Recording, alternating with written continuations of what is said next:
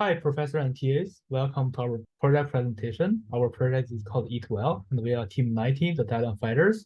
Our teammates are Qiwen, Yixin, Ruyue, Shihao, and Lulu. First, let's start with the introduction. Before we start this project, there is a pinpoint. Do you have trouble finding the right place to eat? Our project can display the hottest local restaurant info and help you to get up-to-date restaurant ratings. You can also register as a user and make comments as you wish. You can also subscribe to your favorite cuisine and get daily email updates. Then please welcome Yixin to introduce our project architecture. So about the architecture of our project is illustrated on the slides. The user's login will be handled by OAuth 2 connected to a Google authorization server. The front-end portion of our application is handled using Amazon S3 and CloudFront to store, secure, and deliver the static content in a faster way. Then the API gateway provide a unified entry point across all internal APIs provided by our microservices on EC2. Each microservices is linked to a MySQL database that store the information in a GitHub repository that helps manage the development. So about the API gateways. So here are all the API gateway paths we have included in our application, each of which links to create, update, revise, and delete features that provided in our microservices. And about all the available services we have user services, which has all of the information, the last name, first name, and username of the user.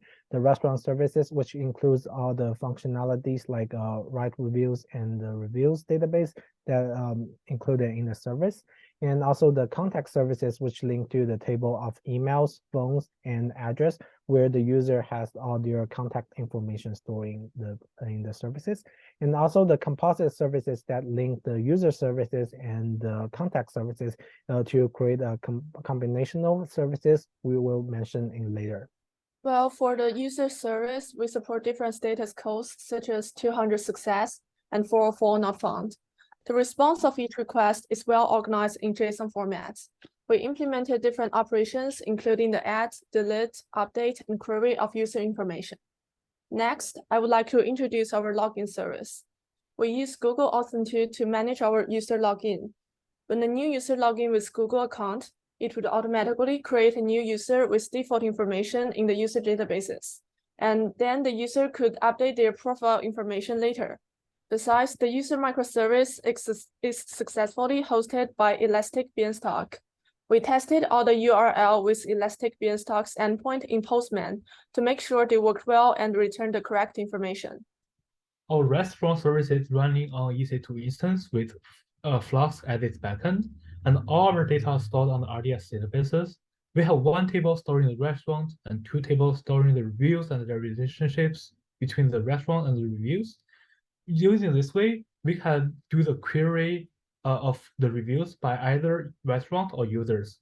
And on the right-hand side, you can see here is a sample API return of our search result of the reviews. To get the restaurant information, we use the Yelp API. We created a service to request the restaurant information from Yelp. We use the cron tab to trigger the crawler to fetch Yelp data periodically, and it will automatically add new restaurant to the database, and it will also updates the existing restaurant if it appeared in the database. Then it comes to the notification part. And we use the Lambda function to get the high rating restaurant and invoke SES to send emails. We have an event rate event to trigger the Lambda function daily. And it can make suggestions with a fancy email with images. And to make it easier to use, we have embedded the Google Maps link inside the email and to ease the user navigations. Then let me introduce our contact microservice. The contact service database includes 4 tables which store user ID, email info, phone info, and address info respectively. The service accepts and responds with JSON as shown in the screenshot, and it's deployed on EC2 so that the service can be accessed via public IP address. The service supports retrieving, creating, updating, and deleting contact resource, as well as paginations through result sets. So for the composite services we have, so we also accept and respond with JSON and deploy on the EC2. So with the since like the composite service is linked with the user services and contact services with a single email entry, we can read all of the information in these two microservices and send the combined information to the front end. And also like we also included some mechanism here. So for the create, if the user hasn't like add their contact into it, we will add their login email as like their basic primary contact and actually create those things which with those two microservices and use the works. For the delete, we will like delete all the information of the user and on the user database, and also for the contact database, we'll clear all the data there. So for the update, we'll create the combinational factors and update two information on separate stuff.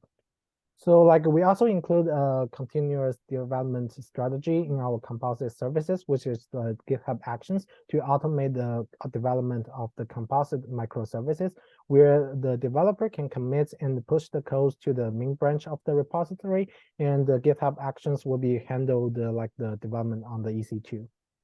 For the project delegation, so here's our sprint designs in our GitHub project, and each of us responsible for some of the parts in the project, and we are able to complete it within the cycles of development. And then is the UI demo we have. Here is our user to the main page. If the user hasn't created an account yet, they will direct the user to the register page. So here I have two accounts. For the first one, I already have an account, and for the second one, I don't. So I click this one, and it will direct me to the register page. So fill all the information here. I choose the username and put my first name, middle name if you have, and then last name and contact. For example, I put email here, and also this is kind of for personal. So I click register. It will direct me to the main page, which means I successfully register. So if you hover over the user icon here, you will see your email, which is your Gmail, and then you will see user page. In the user page, there's a profile page, which contains all the information you just enter in the register page. You can edit this information. For example, you can edit your username here. Click OK, and then you also have a list of contact you just enter. You can edit contact, but you cannot edit the type and kind. You can just edit the content. So for now here, I change it to maybe Columbia.edu. I click the save. You will save the information. You can also add a new contact. For example, I want to add some phone number. You click create, and you will create this for you. If you want to delete this, you can also do that. And we go back to the home page, which has a list of restaurants from our database. So there's also pagination of those restaurants you can see. So there's a lot. If you click one of them, you will see the rest more details regarding this restaurant, which contains the name, the rating, the category, address, and phone number. You will also see a list of reviews here. Those reviews are kind of reviewed by someone else, which is this person. You can also write a new review here. Example,